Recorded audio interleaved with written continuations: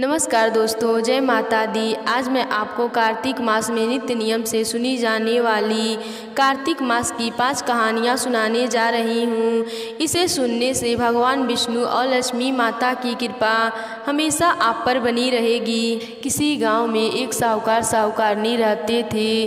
उनके एक बेटा व बहू थे। बहू कार्तिक माह में नित्य प्रातः उठकर नदी में कार्तिक स्नान करने के लिए जाया करती थी। उसके एक नियम था कि वह कार्तिक के राई दामोदर जी भगवान के दर्शन से पहले वह किसी भी पराये पुरुष का मुंह नहीं देखती थी। उसी गांव में एक राजकुमार भी सुबह सवेरे नदी स्नान के लिए जाता था। एक दिन उसे लगा कि कोई है जो मुझसे भी जल्दी उठकर नहा लेता है। कार्तिक माह के 5 दिन बचे थे। एक दिन साहूकार की बहू को स्नान करके वापिस जा रही थी और उसी समय राजकुमार स्नान के लिए आया तो जल्दी में साहूकार की बहू के पाँव की एक मोचड़ी वहीं छूट गई। साहूकार ने उसकी मोचड़ी उठा और सोचने लगा कि जिस स्त्री की यह मोचड़ी इतनी सुंदर है वह स्त्री कितनी सुंदर होगी। उसने पूरे गांव में घोषणा करवा दी कि जिसकी यह मोचड़ी है वह 5 रात मेरे पास आएगी। साहूकार की बहू ने कहलवा दिया कि मैं 5 रात ब्रह्म मुहूर्त में आऊंगी, लेकिन किसी को साख भरने के लिए बैठा देना। राजकुमार ने एक बोलने वाले तोते को पिंजड़े में बंद कर नदी किनारे पेड़ पर टांग दिया। साहूकार की पुत्रवधू सुबह के समय आई, पहली पैड़ी पर पैर रखा और बोली, हे कार्तिक के ठाकुर राई दामोदर जी, 5 पांडु, 6 नारायण, भिखमंग राजा, उस पापी को नींद आ जाए। राजा के बेटे को नींद आ गई। बहू कार्तिक स्नान करके जाने लगी तो तोते से बोली, सुबह तेरे गल डालू मोतीहार, मैं पतिव्रता नारी, मेरे सत की लाज रखियो, भरियो मेरी साख। सुबह ने कहा, ठीक है, मैं तेरी साख भरूंगा। वह तो कहकर चली गई। राजकुमार उठा और सुबह से पूछा, सुबह वह आई थी, कैसी थी? सुबह बोला, आभा की सी बिजली, होली की सी झील, रूप सी कामनी, गुलाब सा रंग। अगले दिन राजकुमार उंगली चीर कर लेट गया। सारी रात दर्द में तड़पता रहा। साहूकार की बहू दूसरे दिन सुबह के समय आई, पहली पैड़ी पर पैर रखा और बोली, हे कार्तिक के ठाकुर राई दामोदर जी, 5 पांडु, 6 नारायण, भिखमंग राजा, उस पापी को नींद आ जाए। राजकुमार को नींद आ गई। सुबह राजकुमार ने तोते से फिर पूछा, आई थी क्या? तो तोते ने सारी बात बतला दी। हाँ, आई थी। अब राजकुमार ने तीसरी रात को वह आँखों में मिर्ची डालकर बैठ गया। सारी रात दर्द में तड़पता रहा। साहूकार की बहू फिर आई और प्रार्थना करने लगी, हे कार्तिक के ठाकुर राई दामोदर जी, 5 पांडु, 6 नारायण, भिखमुख राजा, उस पापी को नींद आ जाए। राजा के बेटे को नींद आ गई। सुबह राजकुमार ने तोते से फिर पूछा, आई थी क्या? तो तोते ने सारी बात बतला दी। हाँ, आई थी। अब राजकुमार ने सोचा कि आज रात को मैं ठंड में बैठ रहा हूँ।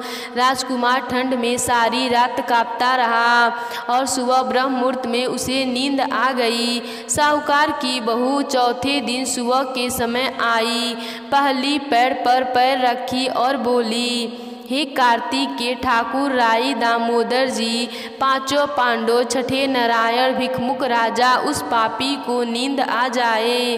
राजकुमार को नींद आ गई। सुबह राजकुमार ने तोते से फिर पूछा, आई थी क्या? तो तोते ने सारी बात बतला दी। हाँ, आई थी। अब चारों रात निकल गई। राजकुमार ने सोचा कि आज आखिरी रात है, आज तो मैं मेरी उंगली जला दूंगा। जलन से मुझे नींद नहीं आएगी। सारी रात जलन से तड़पता रहा। भगवान की कृपा से राजकुमार को सुबह आंख लग गई। साहूकार की बहू 5वें दिन सुबह के समय आई और पहली पैर पर पैर रखा और बोली, हे कार्तिक के ठाकुर राई दामोदर जी, हे भगवान, आपने मेरी इतनी लाज रखी है, आज भी रखना। उस पापी को नींद आ जाए। राजकुमार को नींद आ गई। साहूकार की बहू ने तोते से कहा, हे सुआ, उस पापी से कह देना मेरी मोचड़ी घर पहुंचा दे। राजकुमार हड़बड़ा कर उठा। राजकुमार ने तोते से फिर पूछा, आई थी क्या? तो तोते ने सारी बात बतला दी। हाँ, आई थी और उसने अपनी मोचड़ी मंगवाई है। राजकुमार को पतिव्रता स्त्री के सत को भंग करने का विचार करने के कारण कोढ़ हो गया। राजा जी ने राजकुमार का बहुत से वेदों से इलाज करवाया, परंतु कोई दवा असर नहीं किया। राजा जी ने राजकुमार का बहुत से वेदों से इलाज करवाया, परंतु कोई दवा असर नहीं हुआ। राजा जी ने आचार्यों को बुलवाया और पूछा।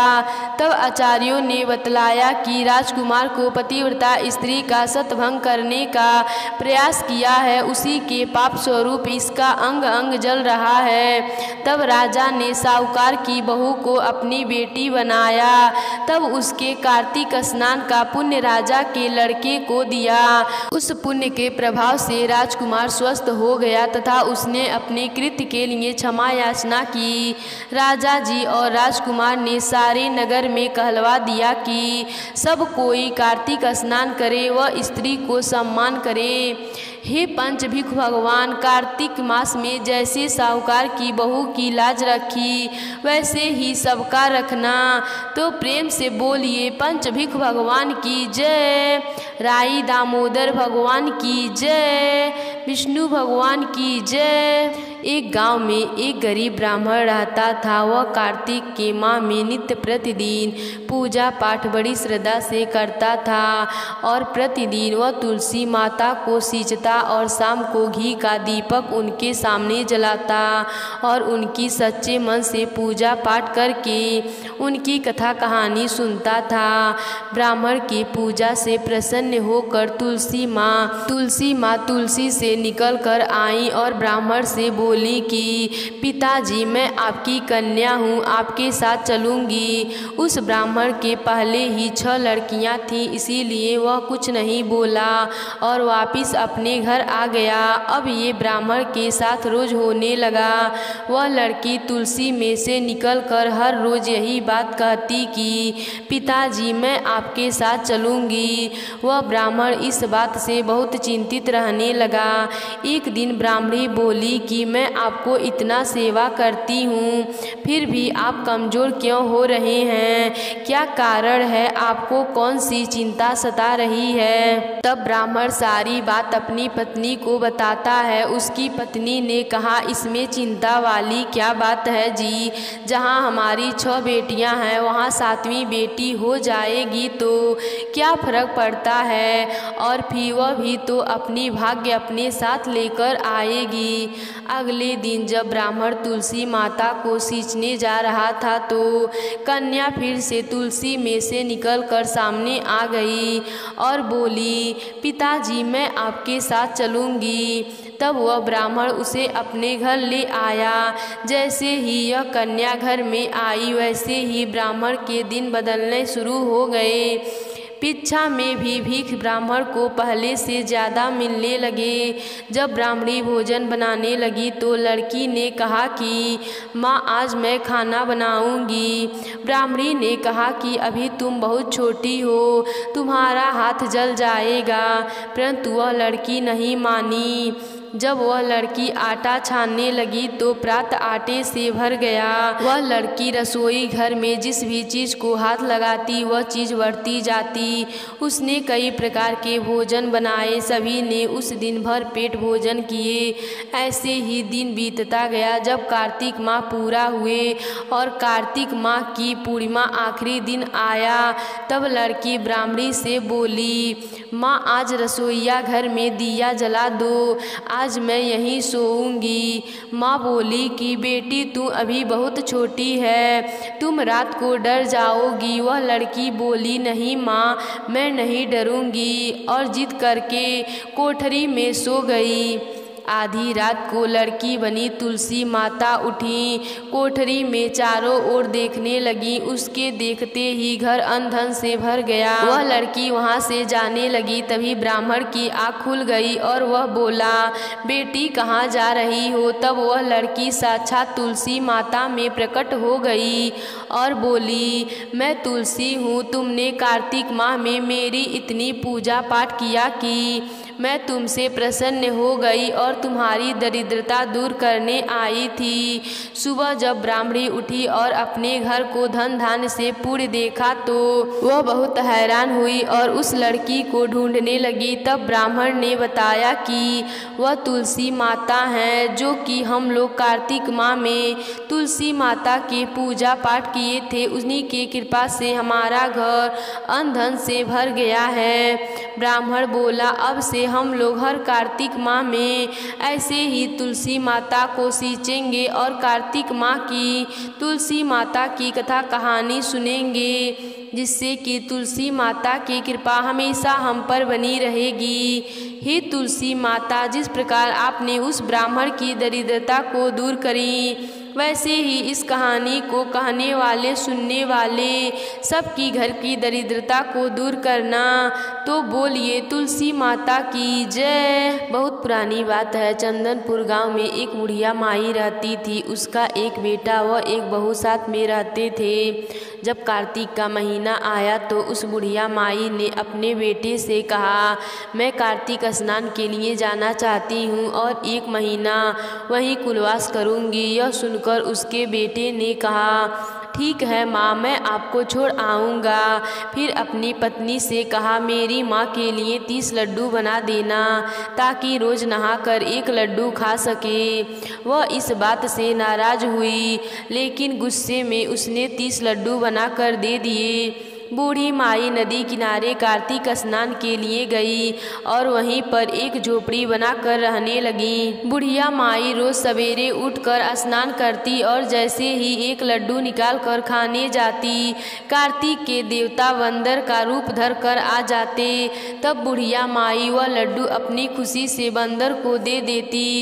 इस तरह से कार्तिक का पूरा महीना बीत गया और सभी लड्डू उस बुढ़िया माई ने उस बंदर को खिला दिए। कार्तिक का महीना समाप्त होने पर बुढ़िया माई वापिस जाने को तैयार हुई तो कार्तिक के देवता प्रकट हो गए। उन्होंने बुढ़िया माई के उस कुटिया के जगह आलीशान महल बना दिया। बुढ़िया माई का पूरा महल धन दौलत से भर गया। उसकी काया निरोगी हो गई, अन्न के भंडार से महल भर गया। इतना सब होने पर वह धूमधाम से अपने बेटे के पास गई। बुढ़िया माई को इतनी धनिक देखकर बहू को बहुत जलन हुई और सोचने लगी कि अगले साल मैं भी अपने माँ को कार्तिक स्नान के लिए भेजूंगी। अगले साल कार्तिक का महीना आया तो अपने माँ को कार्तिक स्नान के लिए भेज दिया और खाने के लिए पूरे 30 लड्डू घी और बहुत सा मेवा डालकर बनाया और अपनी माँ को दिया। उसकी माँ कार्तिक स्नान के लिए नदी पर पहुँच गई।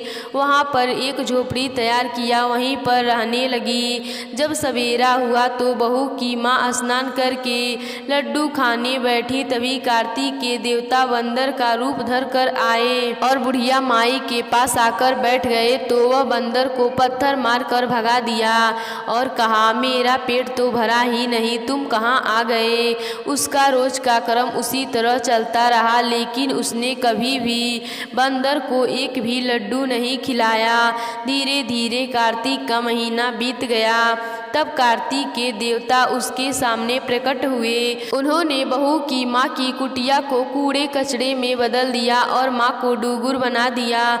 कार्तिक का महीना समाप्त हो गया। बहू इंतजार कर रही थी कि माँ अब गाजे बाजे के साथ आएगी, लेकिन उसकी माँ नहीं आई। तो वह अपने पति से कहा कि जाइए मेरी माँ को लेकर आइए। तब वह लड़का उसकी माँ को लेने गया तो वहाँ देखता है कि कुटिया के जगह कूड़ा कचरा का ढेर लगा है और उसकी माँ उस पर एक डूंगुर बनकर बैठी है। लड़के को देखकर कार्तिक के देवता प्रकट हुए और बोले, बेटा तुम्हारी माँ ने सच्चे मन से कार्तिक माँ का स्नान किया और पूजा पाठ किया और कथाएं किया, इसीलिए तुम्हारी माँ पर मैं अत्यंत प्रसन्न हुआ हूँ और उसे आशीर्वाद दिया। लेकिन तुम्हारी सास पापी मन से यह कार्य किया और कार्तिक महीने में बेटी के घर के अन्न खाया, इसीलिए मैं इसे बहुत नाराज हूँ। इस कारण यह डूंगुर बन गई है। कार्तिक के देव जैसे आपने लड़के की माँ पर कृपा करी, वैसे ही सब पर अपनी कृपा करना। इस कहानी को कहने वाले, सुनने वाले, हुंकार भरने वाले पर, सब पर अपनी कृपा बनाए रखना। तो प्रेम से बोलिए कार्तिक महाराज की जय। इस कहानी को पूरे कार्तिक माह में सुनने से वैकुंठ लोक की प्राप्ति होती है। प्राचीन समय की बात है, नर्मदा नदी के पावन तट पर सुभद्र नामक एक ब्राह्मण निवास करते थे। ब्राह्मण वेद, सभी वेदों शास्त्रों के अच्छे ज्ञाता थे, वेदों के पंडित थे, लेकिन अपने ज्ञान और वेद अध्ययनों को वह अपनी जीविका चलाने के लिए प्रयोग करते थे। धन को इकट्ठा करना उनका स्वभाव बन गया था। वह जो भी कर्म कांड करते और उससे जो भी उनको धन मिलता उसे संग्रह करने में लगे रहते थे। इसी तरह से उन्होंने बहुत साधन एकत्रित कर लिया था। समय बीतता गया, परंतु मन में यह ख्याल नहीं आया कि धर्म तो इस लोक में काम आएगा, पर लोक में वह धर्म के लिए किए गए कार्य, जप तप दान पुण्य ही काम आएगा। आयु बीतती गई और वृद्ध अवस्था आने पर ब्राह्मण देव को कई रोगों ने घेर लिया। अपनी इस अवस्था को देखकर वह चिंतित हो गए और सोचने लगे कि मैंने अपना पूरा जीवन धन कमाने में और धन को इकट्ठा करने में लगा दिया, अपने जीवन को सुधारने के लिए कुछ नहीं किया। मृत्यु सिर पर नाच रही थी, ऐसे विचार मन में आते ही वह व्याकुल हो उठे और सोचने लगे कि अब ऐसा कौन सा कर्म किया जाए कि जिससे मेरा परलोक सुधर जाए और मृत्यु के बाद मुझे हरि के चरणों में स्थान मिले। श्री हरि की कृपा से तभी उन्हें ध्यान आया कि कार्तिक का महीना पवित्र समय है। इस महीने का स्नान श्री हरि को अपनी पूजा से भी अधिक प्रिय है। ब्राह्मण देव ने एक श्लोक का स्मरण किया जिसमें कार्तिक माह का विशेषता बताई गई थी। इस श्लोक को याद कर ब्राह्मण देव ने कार्तिक स्नान का संकल्प लिया और इसी श्लोक के आधार पर नर्मदा में स्नान करने लगे। 9 दिनों तक लगातार प्रातः ब्राह्मण देव ने नर्मदा नदी के पावन जल में स्नान करते रहे और 10वें दिन श्री हरि को याद करते हुए अपने शरीर को त्याग दिया। ब्राह्मण देव ने जीवन भर धन इकट्ठा किया था, कोई भी अच्छा कार्य नहीं किया था, लेकिन अंत समय में कार्तिक में स्नान करने व पश्चाताप करने से उनका मन निर्मल हुआ और भगवान श्री हरि की कृपा से मृत्यु के बाद उन्हें वैकुंठ लोक की प्राप्ति हुई। इस प्रकार कार्तिक माह में किए गए जप तप व्रत स्नान आदि व्रत कथा सुनने से अपूर्व महिमा है। जो भी मनुष्य भाव व श्रद्धा पूर्वक जिस भी इस प्रकार कार्तिक के महीने में किए गए जप तप व्रत स्नान दान व कथा सुनने से अपूर्व महिमा है। जो भी मनुष्य भाव व श्रद्धा पूर्वक जिस भी नियम को धारण करता है और उसे निभाता है, भगवान श्री हरि की कृपा से उनकी मन की इच्छा पूर्ण होती है। तो प्रेम से बोलिए भगवान श्री हरि विष्णु की जय। एक गांव में एक माँ बेटी रहती थी। बेटी का नाम राई था। वह बहुत सुंदर व सुशील थी। भगवान कृष्ण की पक्की भक्त थी।